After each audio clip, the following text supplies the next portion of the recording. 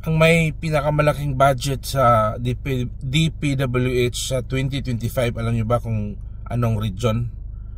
Region 8, Leyte. Tingnan niyo sa mapa, pakaliit lang yung Leyte, pero sila yung pinaka-highest pointer sa budget sa DPWH sa 2026. Alam niyo kung anong region? Region 3. Tingnan niyo yan, monitor nyo.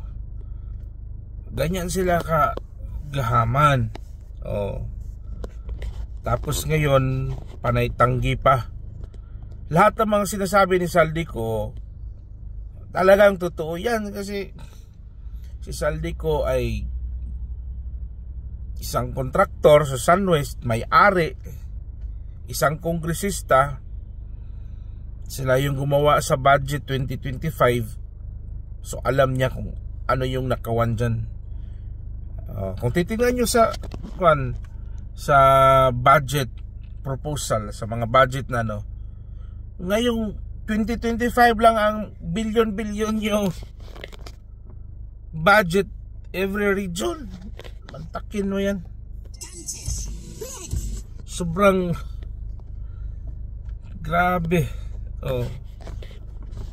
So ano nangyari ngayon? Anong siniwalat ni Saldico? Of course hindi yan uuwi. Alam naman natin kung uuwi yan, anong mangyayari. Titikluin talaga yan. Sabi naman ng Pangulo, kung siya inakusan, ang dyan naman siya. Oo nga, ang dyan ka kasi ikaw yung protektado ka sa mga kasundaluhan, kapulisan. Ikaw yung commander-in-chief nila. Of course, safe ka. Klaseng ano ba yan? Natural, okay ka kasi yung simpatiya ng mga kasundaluhan mo nasa sayo. Pero si Saldico, kung uuwi yan, alam na anong mangyayari. Kaya nga, bakit pa pinuntahan yung lugar ni Saldico? Alam naman nilang wala doon. Pinuntahan pa talaga nila, sinicheck nila kung ano bang hinahanap nila doon. Ay di yung mga ebidensya, di ba? Baka sakaling meron pa silang alam naman natin kung anong, baka meron pang basurang naiwan doon, o yung mga resibo dyan, mga dokumento. Hindi nila pwedeng hindi nila pwedeng sunugin. Hindi katulad sa DPWH na nasunog daw. Iwan ko na lang kung ano yung katotohanan. Pero yun nga, klarong-klaro na kung sino talaga itong, alam naman natin kung sino yung magnanakaw. Problema lang nga, kupal. Hindi talaga naman yan magbitiw. Paano? Kung magbitiw yan sila, sigurado naman yung pag si Inday Sarang nakaupo, siguradong kulong yan sila lahat. Kaya nga ayaw nilang, kaya takot talaga yan silang makaupo si Inday Sara. Kasi pag once na makakaupo yan si Inday Sara, tapos yan sila. Sobrang panggigipit nila ngayon. Mantakin nyo, lahat na lang ng mga kapalpakan nila, Duterte palagi yung idinidiin ninyo. Running into 5 years na kayo, 2 taon na lang. Walang ano sa bibig nila is yung Duterte pa rin. Wala kayong ibang masabi kundi Duterte. Sinisisi nyo palagi sa Duterte, samantalang kayo yung may pinakamalaking nakawan yung administrasyon ngayon. Kayo yung may pinakamalaking ghost project, bilyon-bilyon.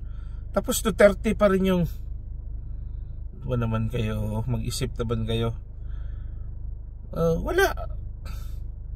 Hindi minsan si Tatay Digong nung naging presidente siya, Wala siyang sinisi sa administrasyon, nakaraang administrasyon. Sinisi ba si Tatay Digong? Wala. Nung nakaupo si Tatay Digong, nagtrabaho siya ng maayos. Ginalingan niya. Daming napatalsik na mga politiko, na mga walang hiya, lalong lalo na yung mga sangkot sa droga, yung mga korap, di ba? Anong ginagawa niya? Kaya takot yung mga korap kasi talagang minimension niya. Kaya nga galit sila ni Tatay Digong. Yan yun. Tapos ngayon babaliktarin nyo yung storya. Wala eh. Itong mga taong to, ginagamit nila yung mga supposed to be nakakabuti sa ating bansa, katulad ng yung human rights. Maganda man sana yan, pero ginamit nga lang nila sa kabalastugan for their own gain. Samantalang meron ngang bago umupo si Tatay Digong 40,000 cases sa mga na biktima sa droga, na patay, na rape. Wala silang masabi. Tapos ngayon pinakulong yung matanda. Sus nako. Sino ba ang dapat sino ba ang dapat tanungin natin sa mga nangyayaring kabalastugan ngayon? Sino ba ang responsable? Diba yung Pangulo? Tapos isisisi mo dun sa iba. Diba sino ba ang leader? Sino ba ang nagkukuman? Hindi yung nag-head, pinaka-head natin. Pero anong nangyari? Wala.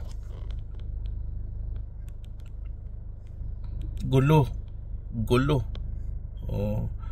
I think this administration lang yung may pinaka daming rally ever since. Yung ano nga, yung INC, ilang beses na yan silang nagrarally. All over the world, yung nagrarally tungkol kay Tatay Digong nung pinakulong nyo, marami. So, nandyan na, klaro na.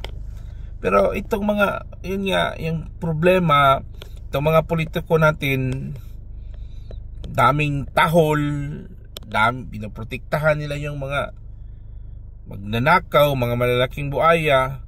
Tapos mahina namang, wala namang yung trabaho, napakahina na magsalita, parang sobra pa sa daming napakabilis, parang koneho, pero pag gumawa parang pagong. Wala. Kasi nga yung mostly din, majority involved sa nakawan. Kaya nga si Marcoleta lang yung dyan isa sa pinaka politikong alam mong may integridad, hindi kayang bilhin ng pera sa lapi. Ginagawa nyo pa ng isyo. Ba't talaga kayo